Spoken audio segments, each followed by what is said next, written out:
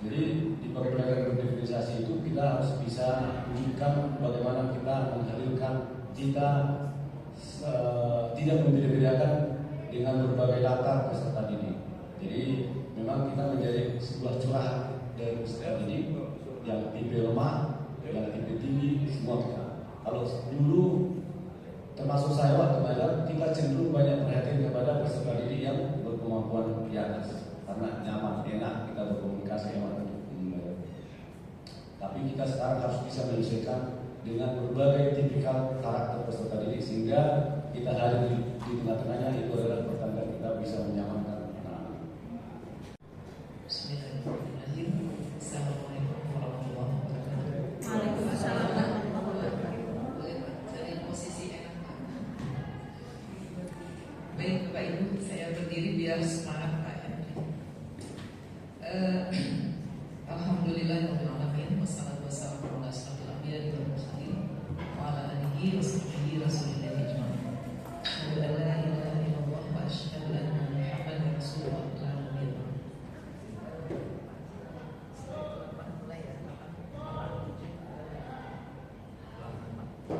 Yang terhormat Pak Henry selaku pengawas SMA Negeri 29 Jakarta. Alhamdulillah kita mendapatkan pengawas baru, tentu saja energi baru ya.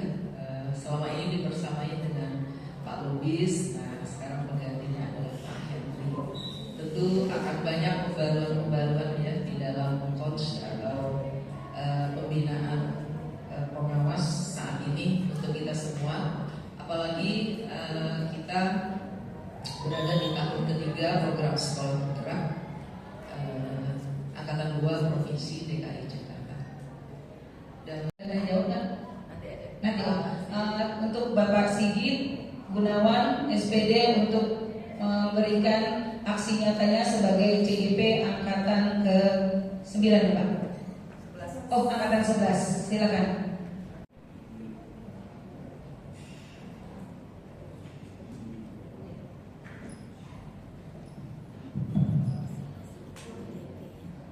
Baik, Assalamualaikum warahmatullahi wabarakatuh. Waalaikumsalam warahmatullahi wabarakatuh. Yang saya hormati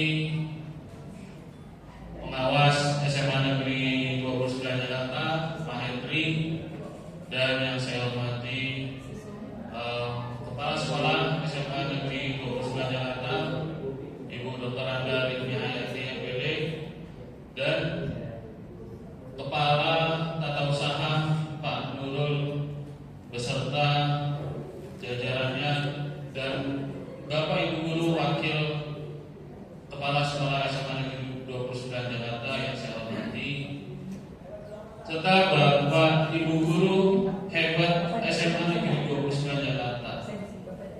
Nah, di sini saya sedang mengikuti pendidikan guru penggerak, ya, di mana pendidikan guru penggerak ini saya sedang melakukan aksi nyata yaitu diseminasi pada budaya positif. Nah, ini pas banget nih.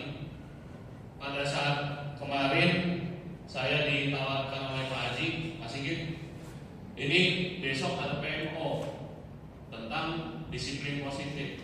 Nah, kebetulan saya juga sedang mempelajari modul budaya positif. Nah, kita saling berbagi sharing saja, Bapak Ibu, seperti apa sih budaya positif gitu ya.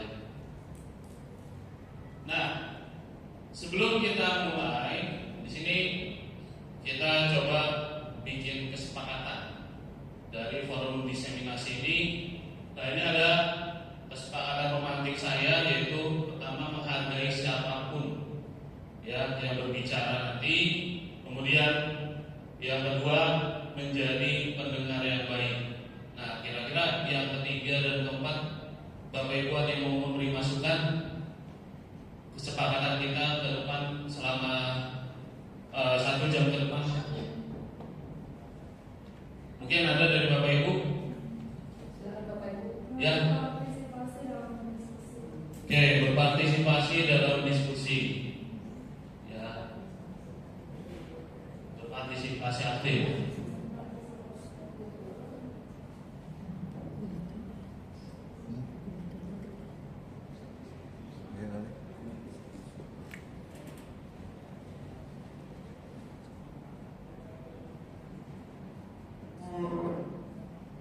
Kira ada lagi Bapak Ibu yang lain yang mau memberikan masukan tentang kesepakatan kelas ini? Sudah cukup?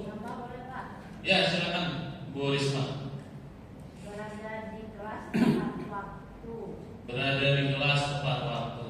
Jika ada keperluan meminta izin terlebih dahulu. Oke, jika ada keperluan.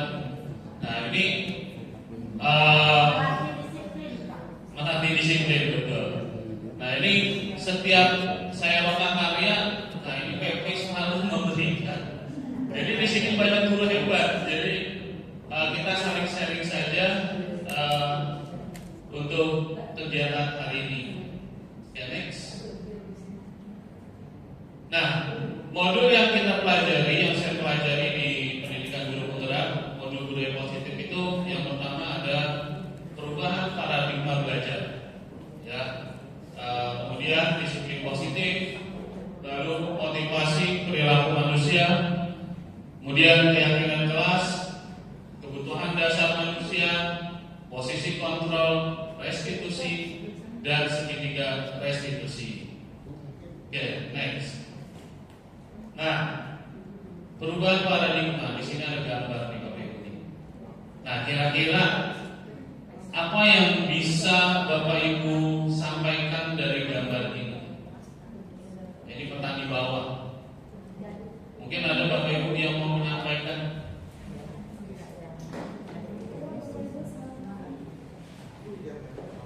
Silakan Bapak Ibu. Kira-kira dari gambar ini apa yang bisa Bapak Ibu sampaikan? Lagi menyemprot tanaman. Ya, lagi menyemprot tanaman. Kemudian apa lagi? Masikin izin. Oh, siap. Apa Bu Tati? Nah, menanam benih, ya. Oke. Jadi paradigma kita yang baru ini, pembelajaran menurut Ki Hajar Dewantara, bahwa dalam mendidik kita itu seperti seorang petani, ya, di mana petani ini untuk menghasilkan tanaman bawang yang bagus, dia harus merawat dengan kontinu, ya, merawat dengan secara disiplin.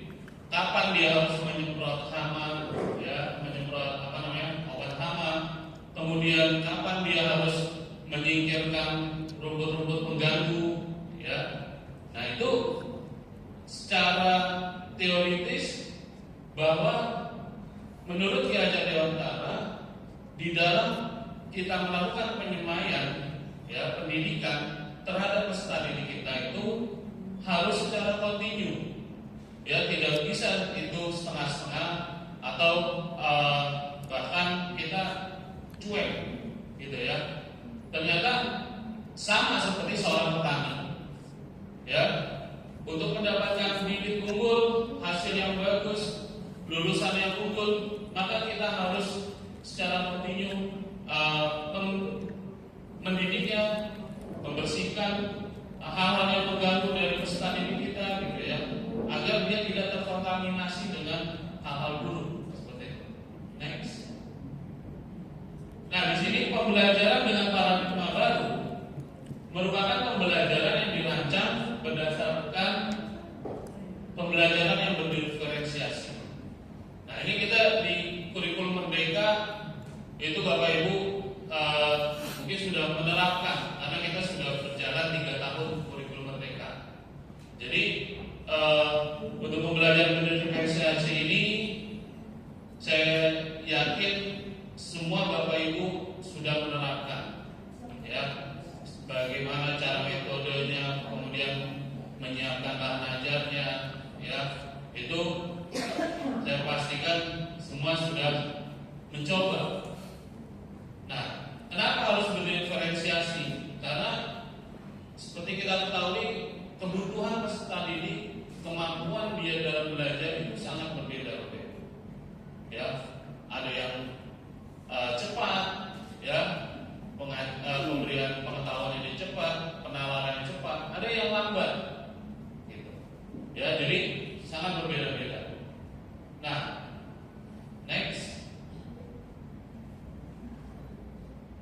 Nah, tentunya budaya positif ini harus kita selalu terapkan ya di dalam sekolah kita.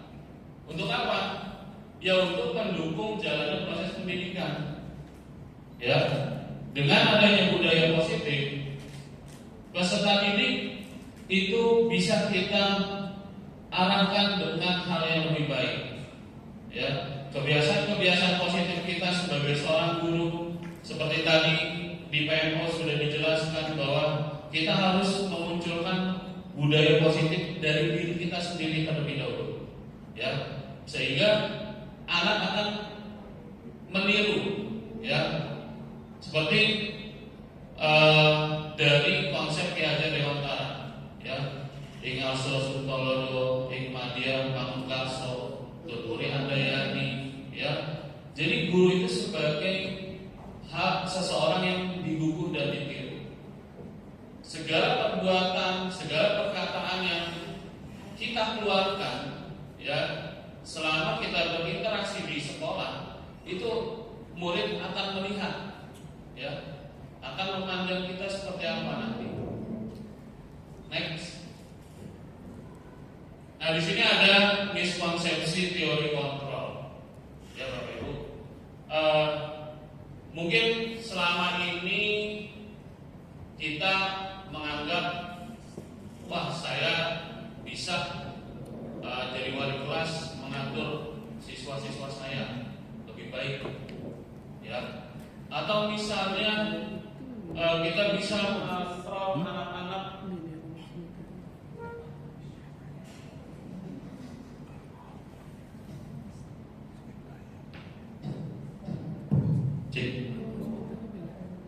Nah, mungkin kita bisa mengontrol anak yang indisipliner dengan metode kita, ya.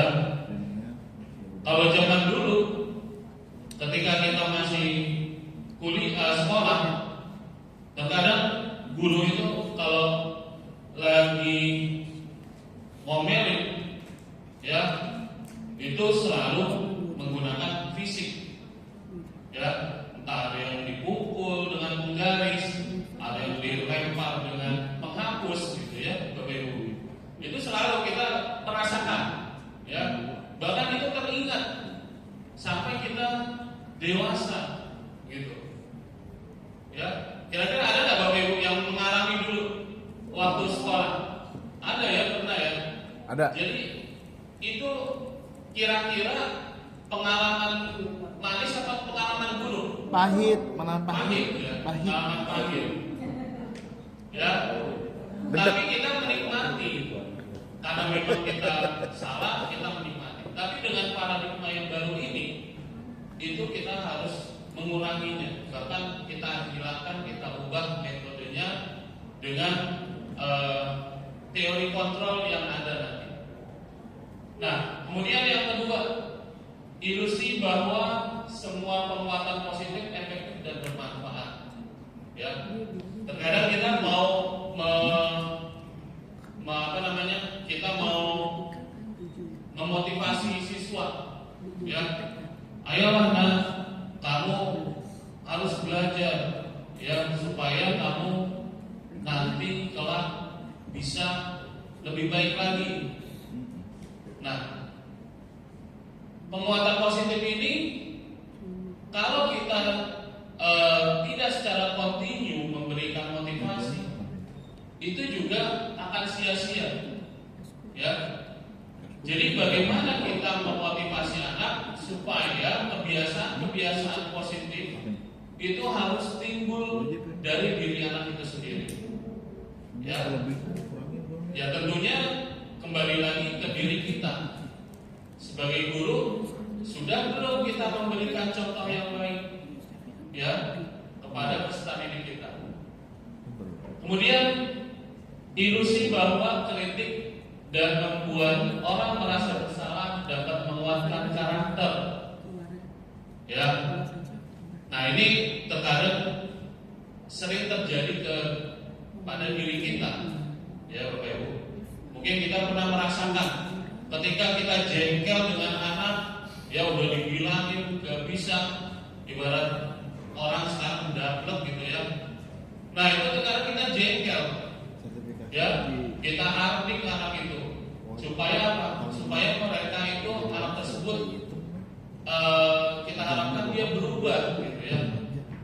Contoh misalnya merokok, ya kita udah nasihati, kita sudah berikan tamu itu salah merokok di dalam kelas, di dalam toilet. Tapi tetap aja, ketika di hadapan kita, anak-anak tersebut mangut, iya bu, saya salah, iya pak, saya salah. Tapi terkadang karena tidak ada motivasi intrinsik yang ada di dalam diri peserta didik ini, sewaktu-waktu mereka akan kembali. Wah, nggak ada guru. Wah, ini sepi nih, kondisi di lantai 3, 4. Mau tidak mau mereka akan melakukan obrolan-obrolan di sosial medianya. Gitu. Dia akan mengajak, yuk kita ke kamar mandi. Nih saya ada rasa yang baru nih, gitu. Misalnya portsnya ada rasa baru, rasa durian gitu misalnya. Jadi, wah, udah mencoba lagi gitu kan. Oh, nggak ada yang durian. Berarti besok dibawa yang lain gitu ya. Manggis. Mungkin rasa apel gitu. Nah, jadi penguatan karakter ini juga belum tentu bisa mengontrol peserta didik. Ya, mungkin dia akan luluh hatinya saat di hadapan kita. Tapi pada dasarnya itu hanya sesaat, gitu. Ya. Kemudian yang keempat, ilusi bahwa orang dewasa memiliki hak untuk memaksa. Ya. Nah ini kadang terjadi, kita alami gitu ya. Pernah memaksa murid. Nah, jadi pemaksaan ini juga sifatnya temporer, ya. Tentunya apa yang baik, yaitu kita memberikan pengembangan motivasi intrinsik peserta didik dengan cara kita memberikan contoh, ya, atau kita arahkan kira-kira hal yang kamu lakukan ini baik atau tidak, menurut kamu salah atau tidak. Jadi seperti yang tadi dikatakan di dalam disiplin positif PMO kita, guru itu harus menjadi manajer. Nah, seperti apa sih nanti urutan manajernya? Next. Nah, di sini ada paradigma perubahan. Kira-kira bagaimana perubahan dari paradigma stimulus respon kepada pendekatan teori kontrol. Nah, ini menurut Stephen R. Covey, bahwa bila kita ingin membuat kemajuan secara perlahan, sedikit demi sedikit ubahlah sikap atau perilaku kita. Gitu. Jadi, Bapak Ibu, kalau kita pengen anak kita rajin masuknya, ya kita tentunya yuk kita juga harus contohkan dulu rajin masuk ke kelas atau masuk ke sekolah. Kemudian, namun bila kita ingin memperbaiki cara utama, ini artinya secara global, maka kita perlu mengubah kerangka acuan. Ya, tadi misalnya Bapak Ibu guru memberikan masukan kepada murid ini bahwa untuk menangani sampah itu perlu kita berikan pokja, gitu ya. Nah, ini secara globalnya kita harus berpikir, ya, tentang perubahan mindset kita, ya. Gimana caranya supaya anak itu bisa membuang sampah pada tempatnya, atau bagaimana kita bisa mengontrol anak supaya dia tidak membawa sampah baik itu ke sekolah atau lingkungan sekolah. Nah, itu tentunya kita harus melihat aspek-aspek yang ada di dalam realita kita. Ya, dengan apa caranya? Ya, membuat pokja, membuat aturan, atau membuat program-program baru tentang sekolah Dewiyata seperti apa. Next. Nah, perbedaan stimulus respon dengan teori kontrol. Ya. Nah, di sini Kalau dulu stimulus respon bahwa kebutuhan murid itu sama, murid kelas 10 semuanya sama kita ajarin, ya. Padahal ternyata berbeda, Bapak Ibu. Ketika saya di kelas 11, anak peminatan informatika, ya. Ternyata ketika saya ajarkan hari demi hari, saya sempat bertanya, kira-kira kamu milih informatika emang mau belajar informatika? Tidak, Pak. Susah. Gitu. Bahasa program coding susah, gitu kan. Nah, terus kamu mau kemana? Saya mau ke teknik mesin aja, Pak. Yang penting mata pelajarannya teknik. Atau saya pengennya ke teknik yang lain, gitu. Nah, jadi kita berikan bahwa pembelajaran itu tidak semua anak itu kebutuhannya sama, dia berbeda-beda. Gitu.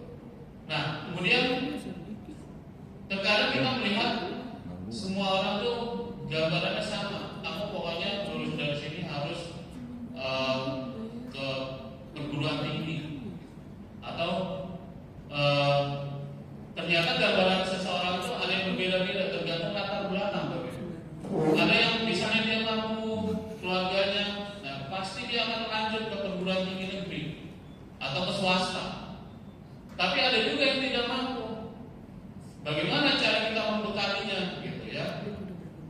Nah ini perlu kita berikan pemahaman kepada peserta ini.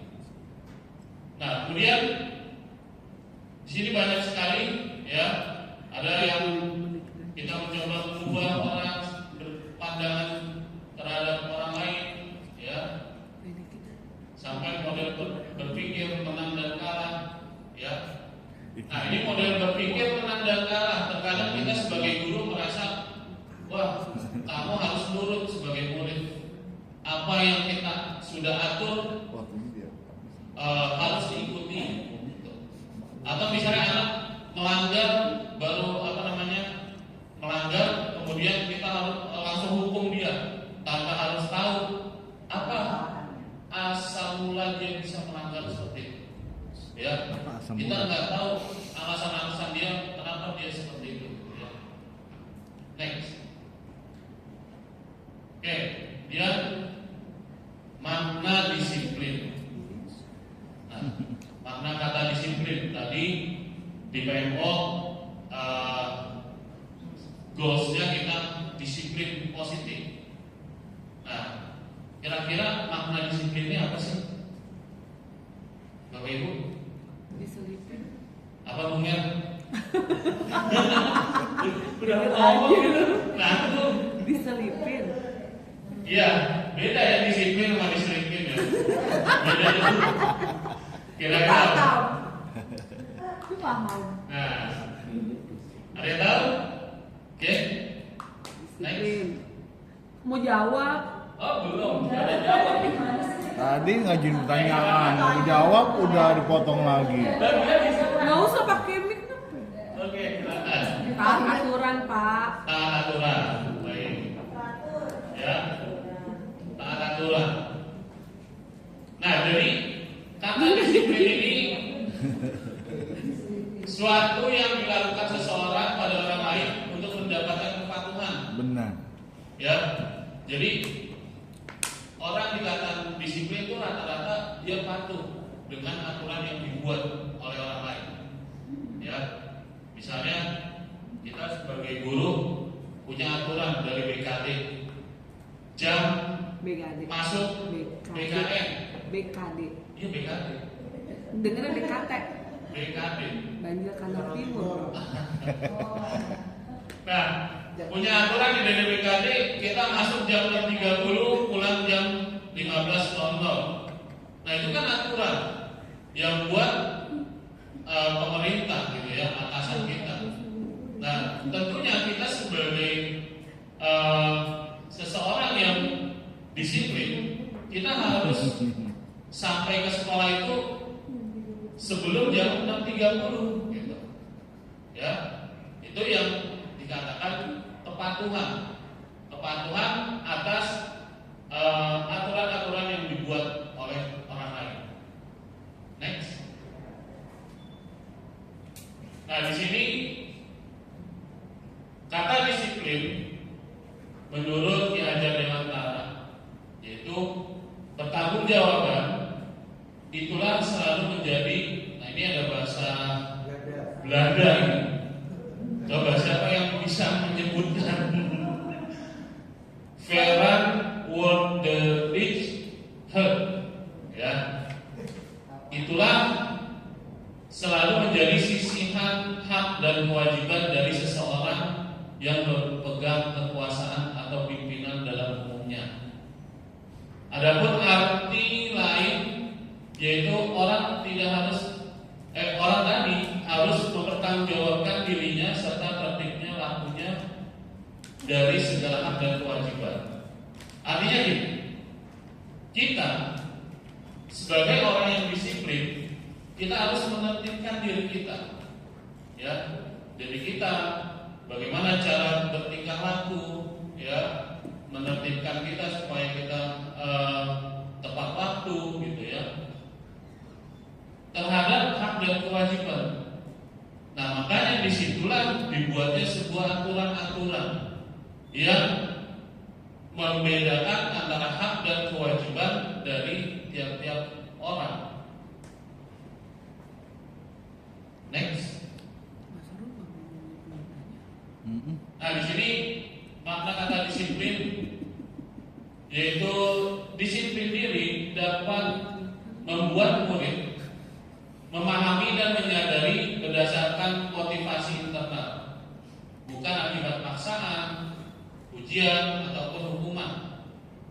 Jadi disiplin tersebut itu harus terjadi di dalam motivasi internal peserta didik, ya, dan kita. Kalau kita sudah termotivasi internal, oh ternyata saya harus masuk tepat waktu, ya, masuk berangkat ke sekolah tidak boleh telat. Nah, itu internal, motivasi internal. Kalau sudah muncul motivasi internal, ya, yang ada di dalam diri kita, diri seseorang, itu tanpa harus ditegur, dipaksa, itu dia akan berjalan dengan sendirinya. Nah, bagaimana kita seorang guru dapat memunculkan motivasi-motivasi internal terhadap peserta didik kita? Ya, jadi hukuman belum tentu itu bisa mendisiplinkan peserta didik. Contoh misalnya terlambat, kita berikan sanksi, mereka suruh mencari artikel, tulis, kemudian dibaca, gitu ya. Saya kalau piket di lobi, udah kamu catat, cari artikel hari ini tentang apa? Bisa politik, seleb atau yang lainnya, ya, selebritis. Seleb gatel. Iya. Seleb gatel. Seleb gatel. Nah, itu langsung saya berikan, coba dibaca, gitu ya. Tapi tetap aja terkadang anak, wah Pak, tadi jalan macet. Kamu berangkat jam berapa? Saya berangkat jam 6. Dari mana? Dari Cipulir, gitu misalnya. Kebetulan lagi macet Pak. Ya kamu jalannya kurang pagi, gitu ya. Jadi supaya dia tidak terkena macet. Oke. Next. Nah, di sini ada nilai-nilai kebajikan. Ya, kira-kira menurut Bapak Ibu apa aja sih nilai-nilai kebajikan itu? Contohnya sopan, kemudian santun, sopan, santun, udah pasti itu.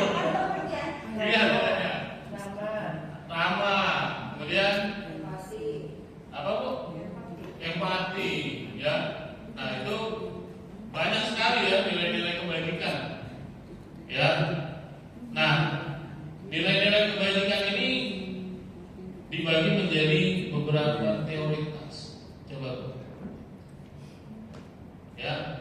ada yang kita selalu gaungkan, yaitu nilai-nilai kebajikan yang ada di dalam profil pelajar Pancasila. Ya, bahkan itu sudah masuk ke penilaian rapot kurikulum merdeka kita. Ya. Nah, ini nilai-nilai kebajikan. Ada juga dari IBO Primary Years Program tentang sikap murid. Ya. Nah, kita juga harus memahami nilai-nilai kebajikan tentang sikap murid. Kemudian ada 9 pilar karakter. Lalu ada petunjuk seumur hidup dan keterampilan hidup. Ya. Lalu ada building moral intelligence dan proyek nilai-nilai kebajikan. Nah, pada dasarnya Bapak Ibu, setelah saya baca dari kelima teori nilai-nilai kebajikan ini, itu terangkum ke dalam proyek pelajar Pancasila kita. Seperti itu. Kenapa? Misalnya kejujuran itu ada di proyek pelajar Pancasila, yaitu takwa terhadap Tuhan, beriman dan takwa terhadap Tuhan Yang Maha Esa. Kemudian gotong royong juga ada, ya, sopan santun ada juga di proyek pelajar Pancasila. Nah, ini ada 6 karakter dalam proyek pelajar Pancasila. Ya, ada beriman dan takwa, mandiri, berkebinekaan global, bergotong royong, ya, kreatif, dan kritis. Jadi ternyata pemerintah itu sudah menyimpulkan, ya, di dalam ideologi Pancasila kita, ketika diturunkan ke dalam nilai-nilai kebajikan, ya, itu terangkum dari 6 aspek ini, ya, berkebinekaan global, mandiri, dan juga alhamdulillah SMA Negeri 29 Jakarta juga sudah membuat ke dalam sebuah visi misi sekolah, ya, yaitu lulusan yang berwawasan global, gitu, ya, beriman dan takwa. Jadi ini sejalan sekali dengan budaya positif yang kita terapkan, ya. Nah, berdasarkan pengalaman saya 3 tahun di SMA Negeri 29, ini sangat bagus, ya, sangat bagus dari pendidikan dari guru-gurunya terhadap murid, gitu ya. Walaupun sekolah kecil, dia bisa menghasilkan prestasi, ya, yang sangat banyak, ya. Saya merasa bangga dengan saya berada di SMA Negeri 29 Jakarta. Saya menjadi bagian dari Bapak Ibu untuk apa? Untuk menyukseskan lulusan yang benar-benar memiliki wawasan global. Ya, kita ketahui bahwa teknologi itu perkembangannya sangat pesat, ya. Terkadang dulu kita awasi, gitu ya, ujian kalian jangan nyontek. Sekarang nyontek udah makin hebat, Bapak Ibu, ya, pakai ChatGPT, AI, ya. Nah, kita udah sekian tahun kita ajari, gitu. Ternyata ketika kita berharap anak ini jujur, nah itu tidak semua siswa itu jujur, ya. Sehingga apa yang kita butuhkan, yaitu yang kita butuhkan dari karakter siswa itu adalah kejujuran, ya, penilaian kejujuran.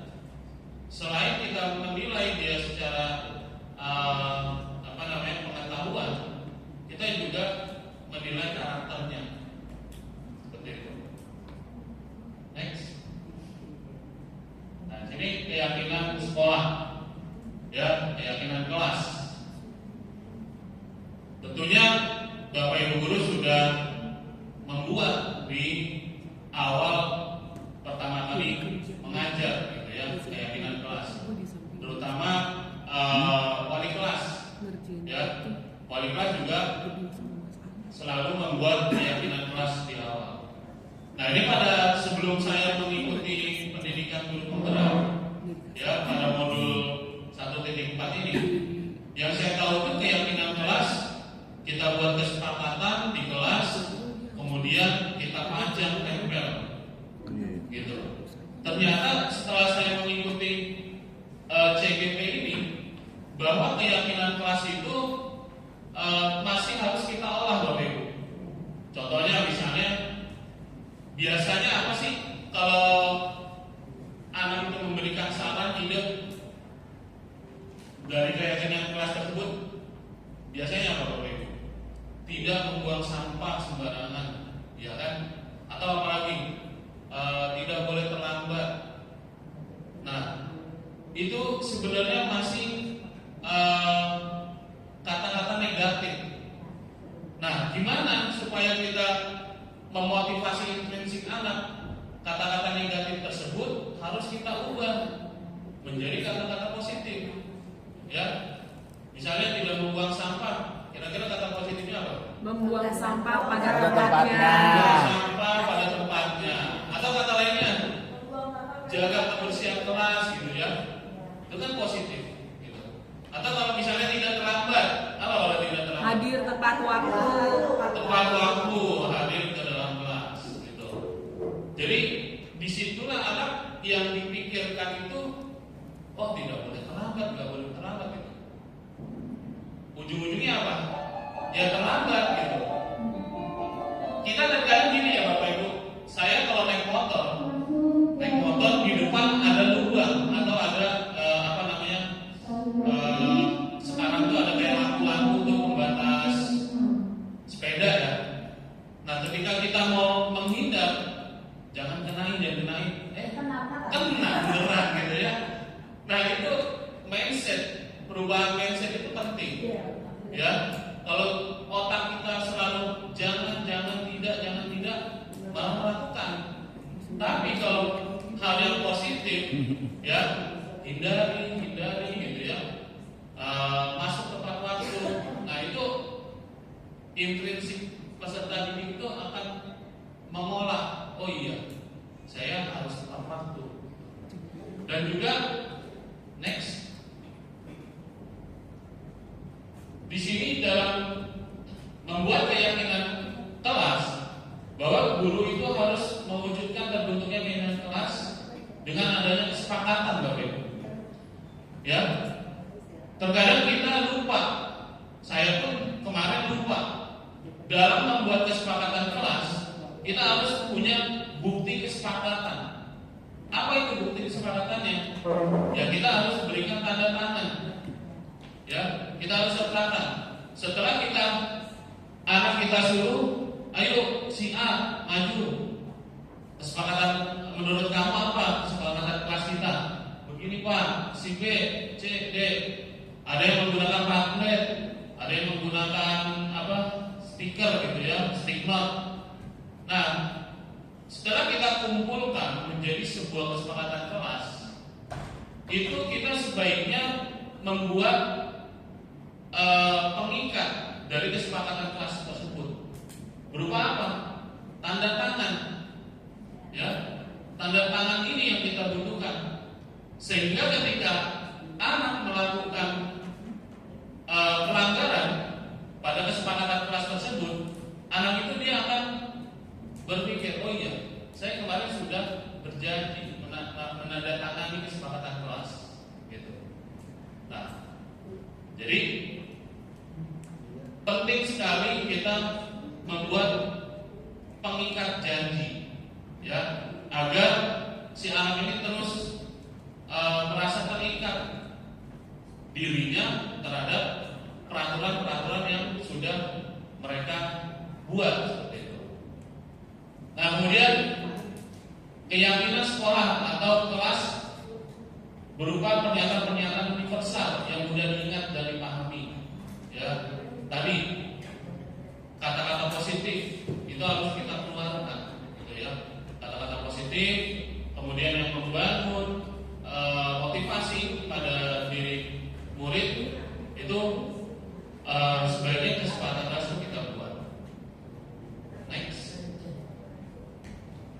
Nah, ini salah satu contoh kesepakatan kelas waktu kemarin saya buat di 11.6.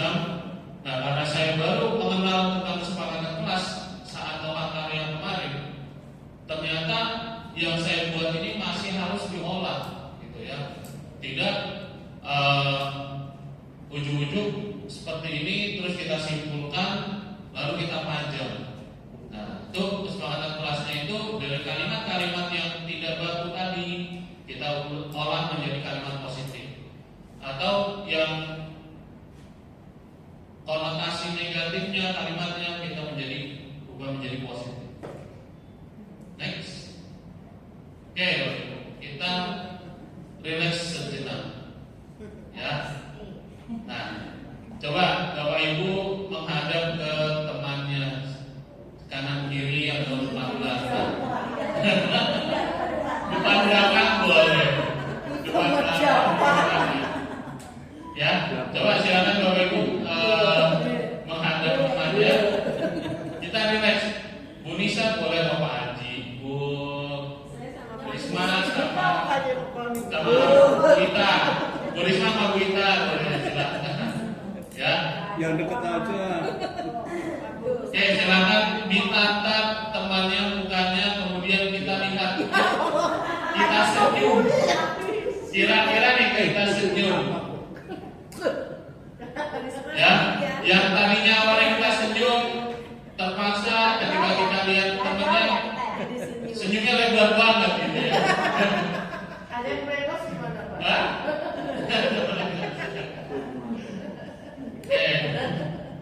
Nah, jadi kira-kira apa nih? Tadi yang Bapak Ibu dapatkan kalau kita senyum, yang Bapak Ibu rasakan apa? Bahagia. Ya. Sempat hilang nggak? Apa namanya perasaan-perasaan gundah biasanya? Sempat hilang nggak? Sempat. Tapi baliknya. Baliknya cepet. Hilangnya cepet, balik lagi Pak cepet. Karena cuma gelantungan. Ya. Kalau kelamaan senyum ntar kasihan. Kasihan. Iya. Bisa nggak lagi. lari. Orang gila ini dikatain. Ya. Oke. Jadi di sini ada aura positif dengan kita senyum dengan teman gitu ya. Itu akan termuncul aura-aura positif kita. Ya, yang tadinya kita mungkin kesal, ada perasaan otak lagi pusing gitu ya, dengan kita senyum, nah, kita jadi hilang sejenak gitu. Oke, next. Nah, kalau temennya tidak mau senyum, tetap kita senyum kita. Kalau senyumnya dalam hati gimana? Nah, mungkin Senyumnya dalam hati.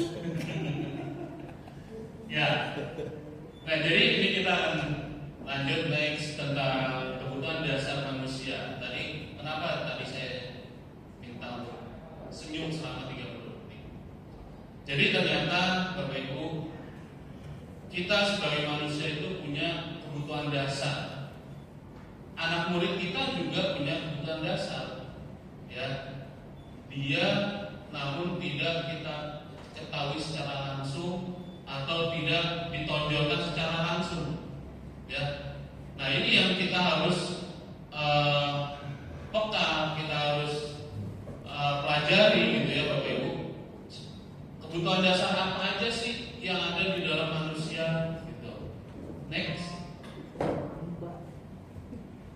Jadi kebutuhan dasar, ya, kebutuhan dasar manusia ini adalah segala sesuatu yang kita lakukan untuk mendapatkan apa yang kita inginkan. Ya, seluruh tindakan yang kita lakukan memiliki tujuan tertentu, dan semua usaha terbaik yang kita lakukan adalah dalam rangka agar kebutuhan dasar kita terpenuhi dengan baik.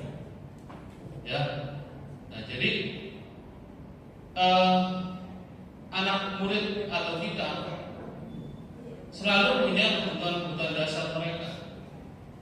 Ya, kenapa sih anak kita gampang sekali merokok misalnya? Nah, itu dia punya kebutuhan dasar yang sudah tertanam. Biasanya kalau orang-orang merokok, ini kata-kata orang merokok, saya kebetulan tidak merokok, tidak sekali, ya. Itu katanya pahit kalau misalnya asam gitu. Kata, Pak Ade pernah merokok nggak Pak Ade? Pernah. Nah ya, gimana rasanya dulu Pak Ade? Enjoy. Kalau nggak merokok gimana? Waktu pertama kali menghilangkan supaya nggak merokok gimana? Rasa di dirinya? Biasa aja, Pak. Biasa aja. Saya nggak tergantungan. Oh nggak tergantungan. Alhamdulillah. Harus disenyumin aja, Pak. Disenyumin. Kalau senyum sendiri. Ya, jadi ada orang yang ketergantungan, ada yang tidak tergantungan. Terkadang anak ini kenapa dia merokok? Karena pertama bisa jadi pengen gaya, Ikut-ikutan. merasa pengen tahu. Ya kan kebutuhan dasar manusia itu kan saya pengen tahu nih kayak gimana sih rasanya rokok. Ya, kayak kemarin anak kita tuh ketika dikonfirmasi kenapa kamu ngisap Sintetis. narkoba, gitu kan? Sinte. Gitu kan? Nah ternyata saya pengen tahu aja Pak rasanya kayak gimana. Nggak tahu pengen tahunya keterusan gitu kan? Pak ini masih belum berasa misalnya gitu kan? Ketika kita konfirmasi ke anak tersebut, awal mulanya rasa ingin tahu gitu. Nah ini kebutuhan dasarnya seperti apa sih? Pengen tahu, pengen lebih lagi, Pak. Nah, Kurang nih kentang nih gitu. jadi kelebihan gitu. Karena cuma seisap. Seisap. Ya, cuma seisap. Kalau 2 isap gimana nih? Makanya dilanjutin. Iya, kalau 2 isap, 4 isap gitu ya. Jadi rasa ingin tahunya itu selalu ada di setiap peserta ini. Next. Oke, di sini ada 5 kebutuhan dasar manusia. Ya. Yang pertama bertahan hidup. Ya. Kemudian kasih sayang dan rasa ingin diterima. Nah, kira-kira kebutuhan dasar bertahan hidup ini apa nih, Bapak Ibu? Makan, minum, ya. Karena kalau nggak makan, nggak minum, lemes, akhirnya nggak bisa bertahan hidup. Ya. Kemudian tempat tinggal, ya. Next. Oke. Nah, ini tempat tinggal, pakaian, keamanan, kesehatan. Ini kebutuhan dasar manusia. Ya. Terkadang kita selalu melihat anak-anak kita, kok kamu bajunya lusuh, kok bajunya begini gitu ya, kusut gitu kan. Nah, iya Pak, saya tidak punya sabun untuk cuci gitu misalnya. Bajunya cuma 1, ya. Jadi untuk bertahan hidup, dia dengan memakai baju lusuh aja udah bagus ke sekolah, ya. Jadi untuk memenuhi dia kebutuhan dia dalam bersekolah dengan dia memakai apa adanya, itu dia udah mengatasi dari rasa bertahan hidup ini, ya. Kemudian makanan. Nah, ini terkadang anak-anak kita juga sama nih, sering sakit, ya Bapak Ibu. Ada yang baru upacara sekian menit digotong sama PMR, UKS, ya. Ditanya sakit perut, lapar, ya. Ada yang sakit mah. Nih yang saya alami, kebanyakan siswa itu sakit, Pak saya sakit mah. Nah dulu 10.3, sekarang Pak Bukhari 12.3, ya. Sakitnya selalu sakit mah, orangnya itu aja, gitu ya.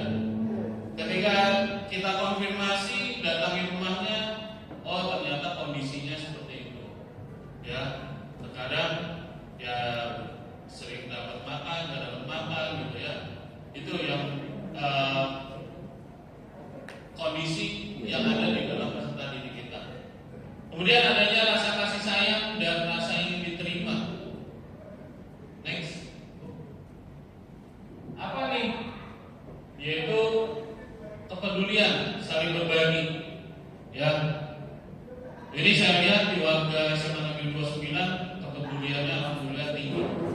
untuk saling berbagi, ya, baik bapak ibu gurunya dengan Jumat Berkah, peserta didiknya juga saya lihat di kelas makan bareng, misalnya ada anak yang nggak bawa makanan, udah yuk makan bareng gitu ya. Jadi cukup tinggi kepeduliannya. Kemudian kerjasamanya juga, ya. Alhamdulillah kita selalu mengadakan event-event besar beberapa kali, ya, dan semua bapak ibu guru ikut ambil di dalamnya, gitu. Nah itu rasa kerjasama kita, kolaborasi, ya. Ada yang ekskul teater, ekskul tari. Ketika di dalam suatu event mereka ikut ambil. Saya mau meramaikan, apalagi ekskul band, ya. Dia selalu menanti-nanti kapan ada event, ya.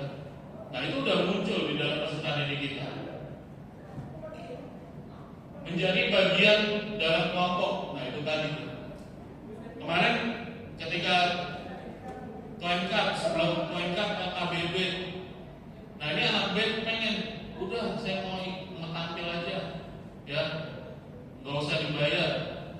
Nah tapi kita sebagai panitia, sebagai orang tua, ya, dari murid-murid kita merasa kasihan, ya, sehingga ya, kita carikan, ya, untuk dia selama berlatih kemarin.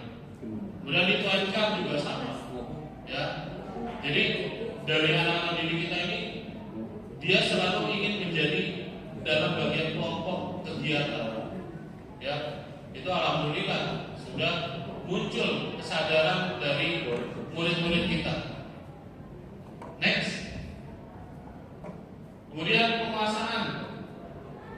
Nah ini kebutuhan dasar penguasaan, harga diri, keinginan untuk dianggap. Nah ini terkadang ada nih, ya, penguasaan. Kemudian next, kebebasan, ya, next. Nah ini mandiri, kemudian ingin bermain. Nah ini semua 5 kebutuhan dasar. Next. Nah, apa sih motivasi perilaku manusia ini?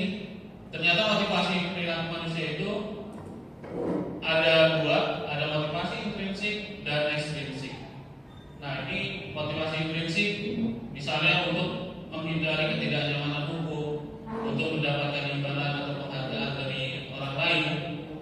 Kemudian motivasi ekstrinsik untuk menjadi orang yang mereka inginkan dan menghargai diri sendiri dengan nilai-nilai yang mereka percaya.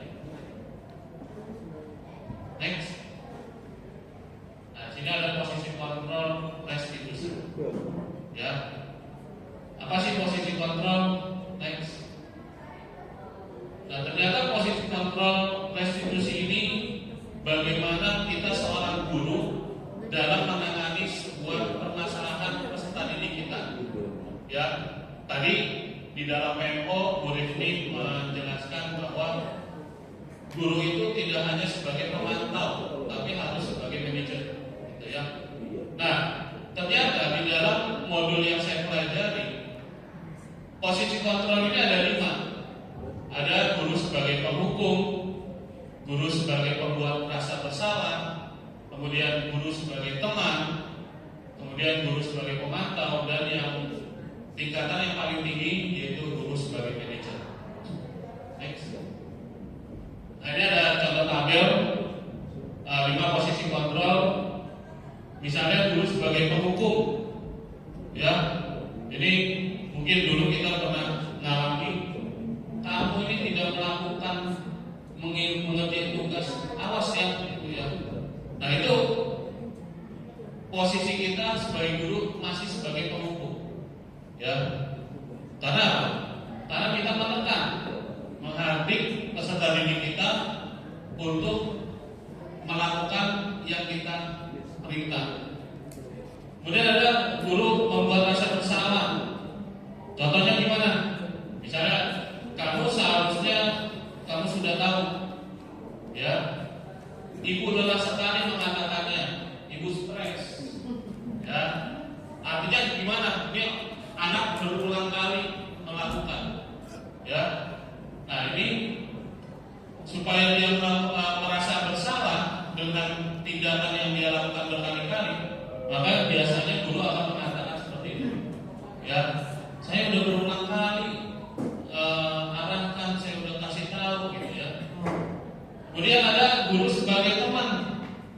Nah, ini guru yang sebagai teman ini ada yang disenangi, ada juga yang tidak. Ya, hampir rata murid-murid itu, apalagi SMA gitu. Kalau guru sudah sebagai teman itu biasanya sudah banyak yang dicurhati. Gitu.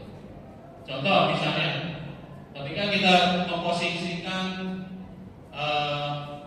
mencari mengorek kesalahan anak, kita tidak bisa menghukum anak. Kita harus tempatkan diri kita sebagai teman. Ya, misalnya, ayolah lakukan demi bapak, demi ibu. Kemudian masa kamu tidak mau? Ingin kira-kira ada nggak yang bisa bapak bantu, ibu bantu, gitu ya. Ketika kita membuat menyelesaikan masalah di dalam permasalahan peserta didik. Ada juga pemantau. Kemudian yang terakhir ini ada manajer. Manajer itu seperti apa? Misalnya, apa yang kita yakini dengan kesepakatan kelas kita. Jadi kita membalikan pernyataan ke anak. Kira-kira menurut kamu apa yang sudah kamu langgar dengan kesepakatan kita? Jadi itulah sebagai manajer.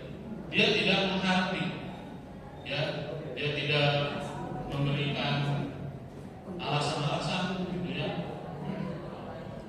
Next. Nah, ya, mungkin gayanya satu-satu. Itu angkatan 11. Nah, posisi kontrol restitusi di sini kita diharapkan dengan kurikulum merdeka ini, kita sebagai guru itu harus memposisikan sebagai manajer.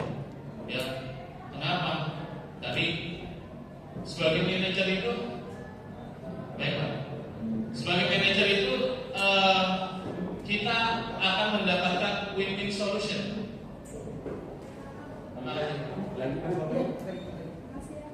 Ya, jadi di dalam menyelesaikan permasalahan itu tidak sepenuhnya menyalahkan anak 100%. Namun kita mencarikan jalan keluar, bagaimana anak ini bisa terlepas dari kebiasaan-kebiasaan buruknya, gitu.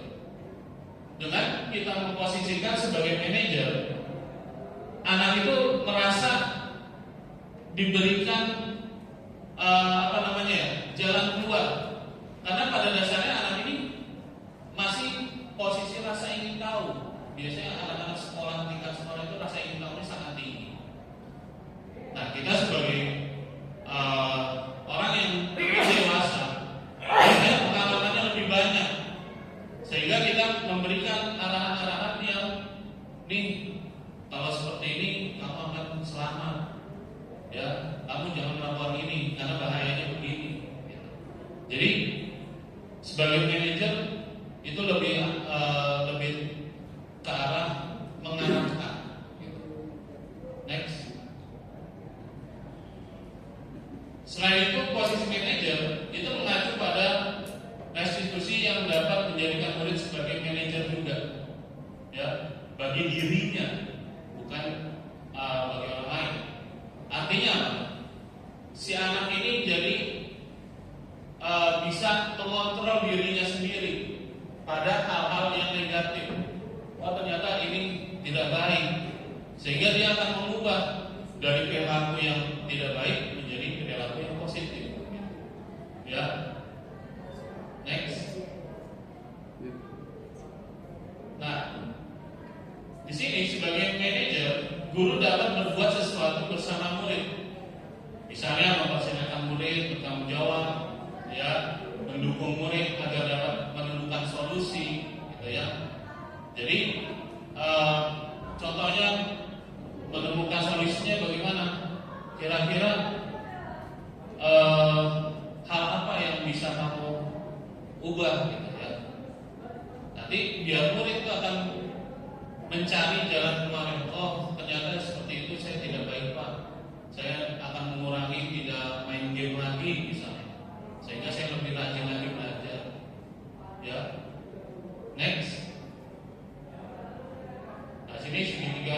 restitusi itu ada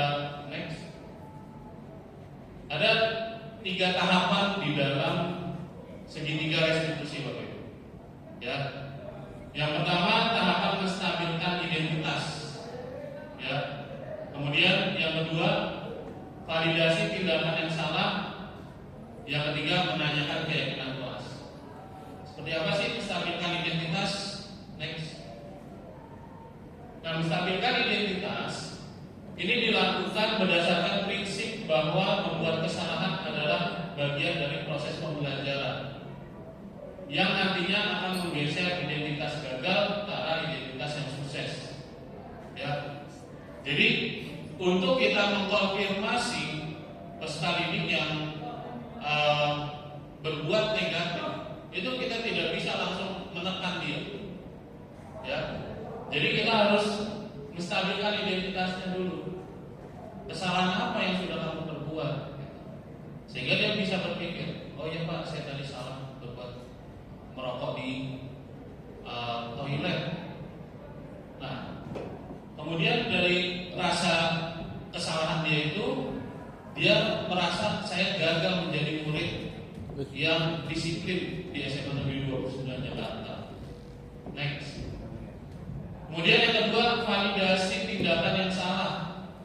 Nah, ini validasi tindakan yang salah ini dilakukan berdasarkan prinsip bahwa setiap perilaku berupaya memenuhi suatu kebutuhan tertentu, sehingga guru atau orang tua akan bergeser dari pemikiran stimulus respon menjadi proaktif, serta akan lebih mengenali dan mengakui kebutuhan murid atau anak. Ya. Jadi kita bisa memvalidasikan tindakan mereka. Benar apa salah sih yang kamu lakukan ini?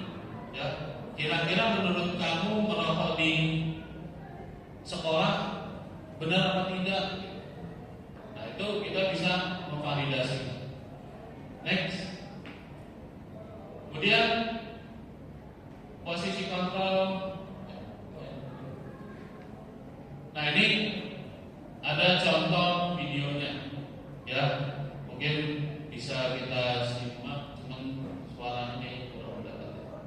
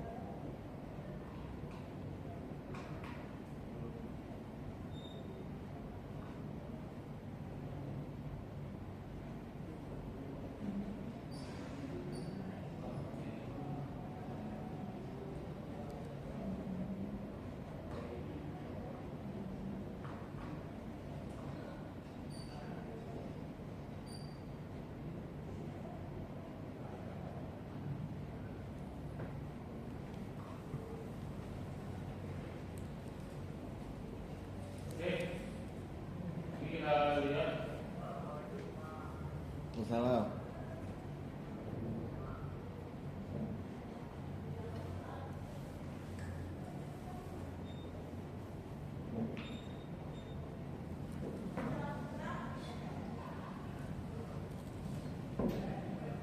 Pak Joko, nggak seru nih, nggak ada cerita keluarganya. Kangen ya. Kangen deh cerita keluarga sama jadi security. Jadi di sini saya menstabilkan identitasnya dulu. Misalnya anak sedang bermain HP ketika kita suruh, ya, ketika kita suruh dia bermain HP, atau misalnya tidur, ya, kita sudah mengerjakan tugas, ternyata mereka tidur, entah di bangku atau di belakang. Nah, sekarang lagi viral fenomena anak tidur di belakang. Ya, saya lihat, ya, dari misalnya di CCTV, waduh, ini ada gurunya tidur di bawah, gitu ya. Nah, itu fenomena. Kenapa itu terjadi? Karena setelah dikonfirmasi, saya semalam tidur jam 12, Pak. Hari ini saya tidur jam 1.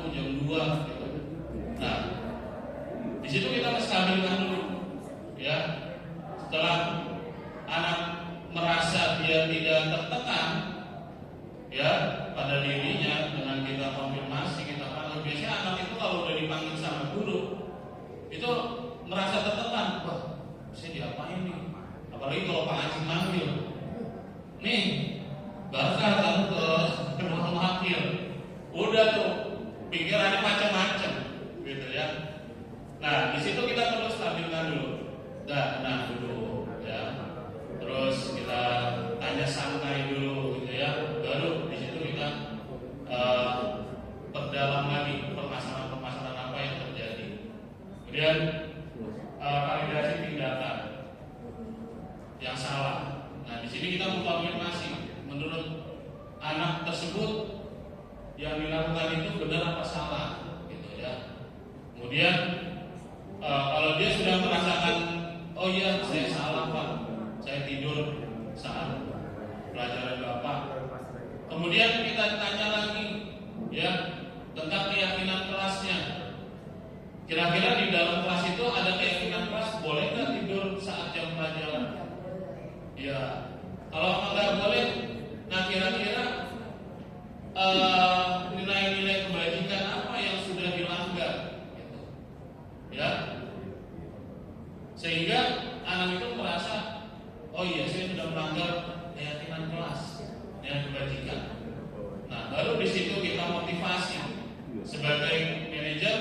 Di akhir kita memotivasi, ya sudah, kamu perbaiki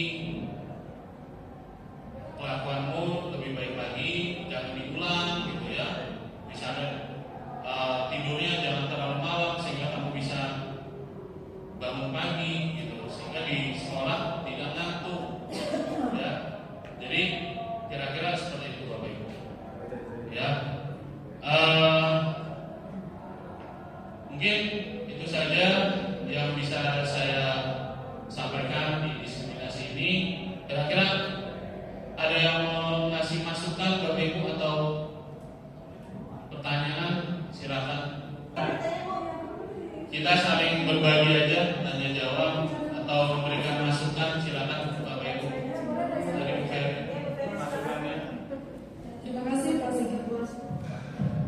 Bagus sekali ya Pak Sigit tadi memaparkan tentang dulu Pak Sigit tentang luar biasa keren ya. Paham ya kita ya apa yang disampaikan oleh Pak Sigit, detail gitu ya, ngomong gitu ya. Nah sekarang saya mau mengajukan pertanyaan nih Pak Sigit. Pak Sigit kan sudah melakukan segitiga restitusi ya, sudah praktek langsung ya kepada siswanya.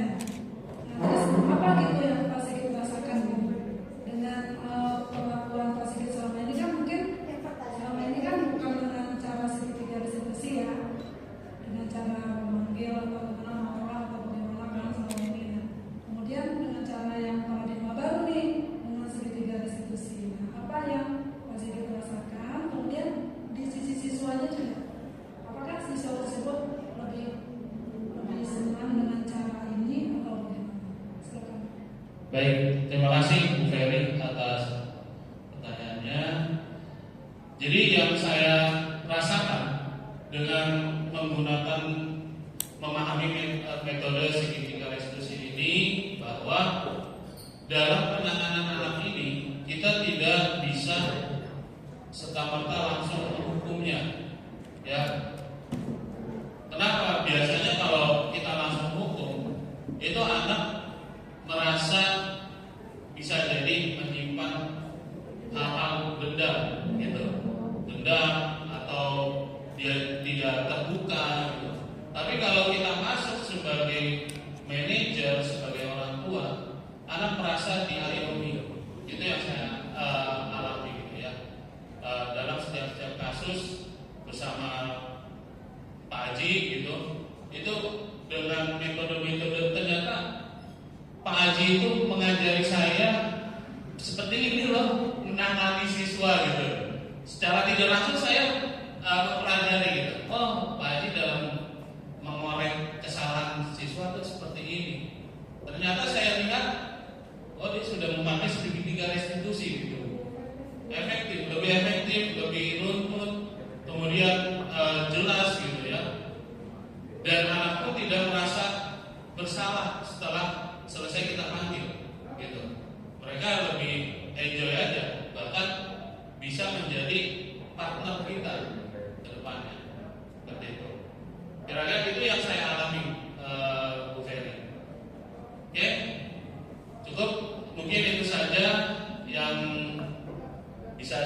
sampaikan pada diseminasi hari ini. Terima kasih kepada Bapak Ibu guru hebat. Semoga akan tertular kepada Bapak Ibu guru untuk mengikuti CGP berikutnya. Dikit lagi Bu Mila, mungkin Pak Kis, ya, Pak Odoy, itu akan Bu Nisa yang masih muda ini, insya Allah akan mengalami seperti saya alami. Seperti itu. Ya, terima kasih. Sekian.